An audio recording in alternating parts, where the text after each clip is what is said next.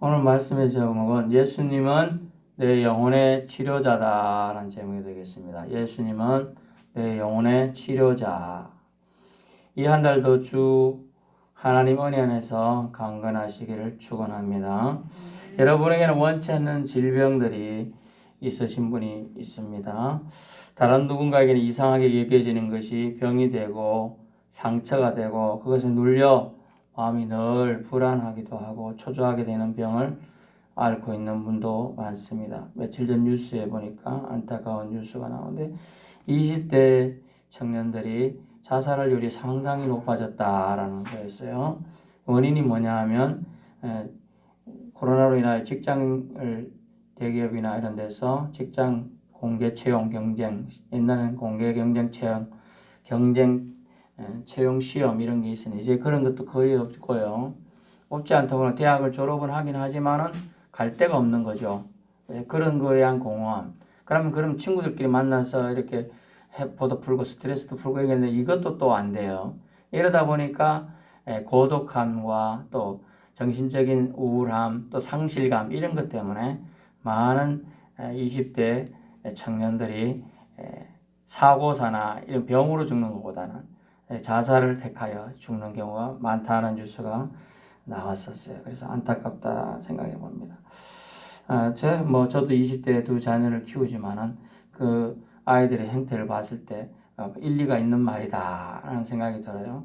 뭐 극히 옛날 저희가 살 때처럼 뭐 먹을 것이 없어가지고 먹을 걸 위해 일하는 그런 시대도 아니고요. 우리 한국은 먹을 것도 풍성하잖아요. 편의점만 쫓아가도 먹을 것들이 많고 이러다 보니까 그런 것은 아닌데 자기가 느껴야 되는 괴리감, 자기가 이 세상은 이런 거다 생각했는데 그렇지 않는 것에 대한 상실감 이런 것으로 인한 상처들이 젊은이들도 휘감고 있다. 젊은데 무슨 걱정이 있는 옛날 표현은 젊으면 쇠라도 철이라도 씹어 먹는다 그랬잖아요.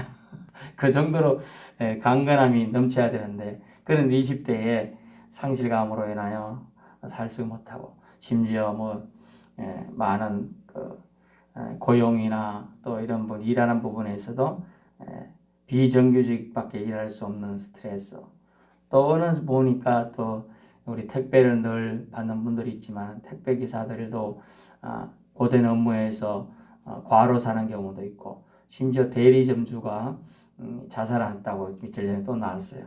그 왜 그러냐 하면 이리저리 양극화되는 사회 속에서 살아가기가 힘들다. 다시 말씀드리면 배부른 사람은 계속 배부르고 그걸 어려운 한자어로 빈익빈 부익부라고 합니다. 부자는 계속 부자가 되는 스타일이 있어가지고 며칠 전에 오신 분 연락을 해준 분은 자기 집값이 서울 경기도 그쪽 집값이 2배나 이상 올랐다는 거예요. 가만 앉아서 부자가 되는 거죠. 가만 앉아서. 그런데 어떤 사람들은 암만 평생을 일해도 집안치를 구할 수가 없는 구조로 가는 거예요. 날마다 집에 대한 대책을 세워도 그런 부분들 정신이 똑바른 사람은 살아갈 수 없는 스트레스가 만연되고 있어요. 그건 무엇이죠? 비교의식 때문에 그런 현상이 발생해요. 비교의식. 다른 사람 없는 시계 있고 다른 사람 없는 TV 있으면 되는데 저쪽은 나보다 더 좋다 이러니까 힘이 드는 거죠. 힘이 드는 거예요. 이런 것들 속에 이런 것들을 다 따지보면 일종의 정신병에 기인하는 거예요. 정신병. 정신이 처만 신경쇠약이 걸리고 약해진다는 뜻이에요. 약해지다 보니 그것이 누적이 되면 우울증이나 기질적으로 오게 돼 있어요. 기질적인 저울증. 어떤 때는 기분이 되게 좋았다가 어떤 때는 기분이 쭉 썩어갖고 있다가 이제 이런 현상도 있고 후천적 기억 결핍증, 즉 치매 같은 게 아주 심각하게 드러나게 돼 있고 이제는 박사를 했든지 며칠 전에 TV나 이런 선전에 나오는 거 봤죠. 우리나라에서 최고로 영재라고 하면서 했던 여자분인데 60대 치매가 걸렸어요. 60대. 그런 안타까운 일들 또 보게 되는 것이죠. 어쨌든 병은 지금 생로병사의 규칙에 의할 것 같으면 나이가 들게 되면 또 나이가 상관없이 또 걸릴 수 있는 구조로 가게 있다는 걸 알게 됩니다. 육적으로는 심장병도 있을 수 있고 두통, 무릎 통증, 요통, 치통, 기병, 안질 등 또 알지 못하는 병들이 우리 속에서 서서히 자라고 있는지도 알 수도 없어요. 이런 것들에 대해 예수님은 오늘 위로의 한 말씀만 딱 해주십니다. 31절 같이 읽어봅니다. 건강한 자에게는 의사가 쓸데없고 병든 자에게라 쓸데있나니 이렇게 말씀하셨어요. 32절 예수께서는 의인을 부르러 온 것이 아니요 죄인을 불러 회개시키러 왔노라. 아멘. 예수님은 그러면 죄인을 좋아하고 의인을 싫어하시는가? 그런 말씀이 아니에요. 죄인까지도 주님은 다 하나님의 자녀라고 말씀하고 계시는 겁니다. 근데 이 죄인이 뭐냐면 회개의 가능성이 있는 죄인이라는 거예요. 이걸 잘 기억해야 돼요. 우리는 죄만 죄인이랑 똑같은 죄인이다 생각하면 사형수끼리도 기분 나빠한대요. 어떤 사람은 살인죄로 들어와서 사형수가 되는 거 있고 어떤 사람은 어쩌다 보니 그래 된 사람도 있단 말이죠. 그러면 기분 나빠한대요. 사형수끼리도. 그러면 안 되는데 그렇다는 거예요. 죄인이라고 해서 똑같은 죄인이라고 생각하면 큰 오산입니다. 내가 의인을 부르는 것이 아닌데 죄인을 불러 회개시키러 온 게 맞아요. 예수님은. 그 죄인이 누구냐 하면 겸손한 죄인을 말하는 거예요. 겸손한 죄인. 다시 말하면 예수님의 부름에 응답하고 순종하여 나올 수 있는 사람, 그 사람이 진정한 죄인이에요. 어떤 죄인이나 회개할 수 있는 가능성이 있는 죄인, 구원받을 여지가 있는 죄인이에요. 그런 사람들은 어떤 사람이야? 자, 다시 예를 들면 병든 자가 오늘 본문에는 죄인이라고 표현되고 있어요. 육적인 질병을 가지고 있는 것처럼 비유해서 지금 말하지만 병든 자가 죄인인데 엉어리 가졌던 상처가 받았던 사람 죄인이에요. 그러나 이 사람이 근본적으로 신을 부정한 게 아니에요. 하나님을 사랑하고 살았지만 병이 들었어요. 죄가 있어요. 이렇게 사는 거죠. 저는 우리 말씀드렸지만 의인이라고 칭해지는 사람들은 와가지고 바리새인들은 서서 멋지게 폼나게 기도했지만 죄인이나 칭한 자칭 죄인이라고 말하는 사람 누구 있죠? 세리는 자기 가슴팍을 두들겨 가면서 저 구석팍에서 눈물 뚝뚝 흘려가면서 회개했다 그랬죠. 그 회개의 가능성이 있는 사람을 여기서 말하는 죄인이 되는 겁니다. 그래서 주님은 의인을 부르러 온 것이 아니요 죄인을 불러 그들에게 구원의 메시지를 주기 위해서 오셨다라고 하고 있는 겁니다. 예수님은 우리 같은 병든 자를 고치러 오신 영혼의 의사이십니다. 아멘.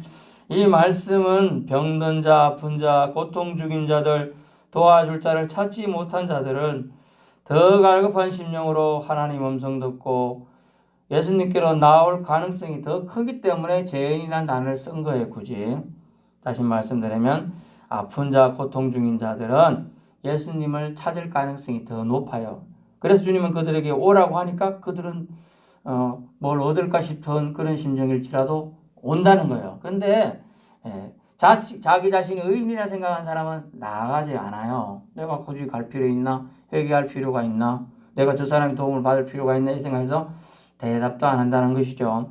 그것이 주님 보시기엔 의인이라 생각하는 사람이 더 악하다는 거예요. 여기서는 악으로 보게 됩니다. 그래서 죄인을 불러 회개시키러 주님이 오셨어요. 그래서 여러분 생각해 보세요. 여러분이 아픈 자가 의사를 찾습니까? 안 아픈 자가 의사를 찾습니까? 아픈 자가 찾지요. 아픈 자라고 표현된 것은 뭐냐? 병든 자라고 표현된 것은 뭐냐? 갈급한 자를 뜻합니다. 갈급한 자가. 내 병에 내가 고침받고 싶다. 그런 마음이 있는 사람이 찾게 되는 거예요. 자기가 병든지 모르는 사람 절대 병원 안 갑니다. 자기가 아픈지는 모르는데요. 안 가잖아요. 가자 해도 안 갑니다. 절대로. 자기가 아픈데 아는 사람은 가는 거예요. 우리의 누가 여기서 아픈 데를 아는 사람은 내가 아픈 자이구나 병든 자이구나 아는 사람은 의사를 찾지요. 똑같이 우리 내가 영혼이 아프구나 내 영혼의 치료자가 필요하다 생각하는 사람 누굴 찾아요? 영혼의 치료자이신 예수님을 찾는다는 거예요. 그래서 내가 곧 길이요 진리요 생명이니 나를 믿는 자는 아버지께로 가게 된다라고 말씀하게 됩니다. 그래서 갈급한 자가 의사를 찾는 것처럼 그래서 사람들이 사막지대에 또 물이 없는 지대에 사는 사람들이 물 찾는 방법 중에 한 가지가 뭐냐면 사슴을 갖고 와서 그 같이 데리고 간답니다. 그러면 사람들은 뭐 어디 있는지 못 느끼죠. 사슴은 본능적으로 안 찾으면 죽기 때문에 우리 찬양이도 목마른 사슴 시냇물 찾아 가는 찬양이듯이 막 찾아서 갈고하게 돌아다니다 보면 사슴이 찾아낸다는 거예요. 그 가서 사람들이 물을 하고 파내서 그 물을 찾아내서 먹는다는 거예요. 목마른 사람이, 갈급한 사람이 영혼의 치료자를 찾는다는 것이죠. 그 치료를 찾는 사람들은 사실은 병든 자지만 엄격히 말하면 병든 자가 아니에요. 갈급한 자죠. 그들은 오히려 구원의 가능성이 있고 그들은 회복될 수 있는 여지가 있는 은혜를 받은 자일 가능성이 더 높다는 겁니다. 필요하니까 주님을 찾는 거예요. 자신을 필요로 하는 자를 위해 주님은 이 땅에 오셨다고 하십니다. 사실 당대의 지배층과 지도자들, 서기관과 바리새인들, 제사장들, 레위들은요, 하나님의 백성과 하나님을 위한 삶을 살기보다는 형식에 치우치고 로마 앞잡이로 배부르기 바빴습니다. 오늘도 생각해 보세요. 성경에 구약 성경에 보니까 너희가 희생의 절기와 월삭과 상번제와 이런 것으로 나오긴 하는데 주님은 한마디로 말하다 그런 것들은 나에게 아무 필요가 없다. 너희는 마당날 밟는 형식적인 예배로는 제사로는 나를 만날 수가 없다고 말하고 있는 거예요. 여러분이 오늘도 지금 월삭이로 기도회로 왔지만 형식으로 나왔다면 아무 말씀도 받지 못하고 갈 겁니다. 그래서 저는 여러분이 죄인의 심령이 되어야 한다. 여기서 죄인은 뭐라고 했어요? 하나님을 갈급하게 찾는 자, 그리고 겸손하게 내가 죄인임을 인정하는 자가 하나님의 말씀을 받을 수 있음을 말씀드립니다. 주님은 형식에 치우친 자보다 하나님을 정말 찾는 자가 여러분이 되길 원하고 계십니다. 형식에 치우친 자들은 주위에 연약한 자, 병든 자를 별 볼 일 없는 자로 무시합니다. 그들 눈에는 그들의 고통은 와닿지도 않습니다. 보이지도 않아요. 예수님은 하나님의 사랑으로 이들을 안타깝게 생각하시고 이런 자들을 위해 오셨다는 거예요. 대접해 주지도 못하는 자들, 예수님이 왔습니다만 물 한 가락도 내줄 수 없는 그런 자들에게 위해서 오신 거예요. 대접받기보다 하나님의 사랑은 대접해 주는 것에 있었기 때문입니다. 우리가 대접받기를 어느 순간부터 좋아한다면 우리는 예수님의 섬김에 받고만 싶어야지 예수님을 대접하는 자가 아니라는 거예요. 그래서 예수님을 요한복음 1장 12절 영접하는 자, 이름을 믿는 자들에게는 하나님의 자녀가 되는 권세를 주셨다 했는데 영접하는 자는 하나님을 대접하는 자, 받아들이는 자인데 하나님을 받아들이는 자가 아닌가 생각해 보세요. 하나님이 권세를 사용하고 싶지만 우리는 주님을 정말 영접하는 자가 되고 있는가 생각해 봐요. 하나님의 사랑을 바로 깨닫고 실천하는 자가 영접하는 자가 되는 것입니다. 예수님은 그들을 죄인이라 하셨어요. 그런데 그들을 주님은 부르러 오셨다는 겁니다. 결국 이 말씀 뭡니까? 죄인을 불러 회개시키러 오셨다 했는데 부른다는 말은 예수님이 죄인들을 상대해 주시겠다. 저 같으면 죄 많은 사람, 죄 지어서 사람들이 지탄이 되는 사람 상대도 해주기 싫겠습니다. 그러나 주님은 만나 주시겠다는 뜻이에요. 그래 부른다는 말은 예수님이 그들을 만나 주시겠다. 상대해 주시겠다는 거예요. 여러분 병원 문턱 높아요. 요즘에는 뭐 없으면 못 들어가요. 제 말씀은 돈 없는 사람은 사실 치료도 못 받는다는 뜻이에요. 예전에는 그런 의사 정신이 있어서 치료부터 해주자 이게 요즘 그렇지 않아요. 이 땅 있을 동안은요, 천국의 문턱은 낮아요. 이 땅에 여러분이 있을 동안 낮아요. 하지만 그 낮다는 뜻은 예수님 믿게만 하면 천국의 문턱을 통과할 수 있기 때문이에요. 근데 오직 예수님을 여러분이 사모하는 마음이 있느냐라는 것에 그 기준이 되어야 됩니다. 두 번째는요, 회개시키러 주님 오셨어요. 자신이 죄인임을 깨닫게 하고자 저들에게 오셨어요. 저 죄 지은 거 없는데요. 그것은 사람은 양심이 화인 맞았거나 아예 굳어버린 사람입니다. 죄인임이 깨달아져야 회개합니다. 회개해야 영혼이 고침을 받습니다. 영혼이 구원 은혜가 그 사람에게 임하게 됩니다. 예수님은 병자를 고치러 오셨다 합니다. 영혼이 병들어 하나님을 찾지도 않고 구렁텅이에 빠져 죽어가는 자들을 그냥 내버려 두시지 않고 살리려고 이 땅에 오셨어요. 육신의 병으로 피폐해졌더라도 영혼을 돌아보고 영혼의 주인이신 하나님을 찾는다면 그 병은 오히려 하나님 만나는 아주 중요한 은혜의 통로가 됩니다. 병 때문에 하나님을 더 찾고 있습니까? 그러면 소망이 있어요. 여러분이 지어낸 기도 안 하지 않다가 병 때문에 하나님 이 병 고쳐주세요 하고 기도한다면 그것이 더 은혜가 된다는 것이죠. 그래서 사도 바울은 그것을 은혜 위에 은혜라라고 표현하고 있습니다. 아직도 예수님이 하나님이 필요 없으시다면 교만하거나 사망 안에 죽어가는 자일 것입니다. 하나님이 필요합니다. 나는 죄인입니다. 깨달으십니까? 주님은 말씀하십니다. 내가 너의 의사가 되어주겠다. 네 영혼의 치료자가 되어주겠다. 구원을 주겠다. 영혼도 구해주겠다. 또한 육신의 연약함도 고쳐주겠다 말씀하십니다. 약속하셨습니다. 주님의 약속은 헛될까요? 거짓일까요? 그렇지 않습니다.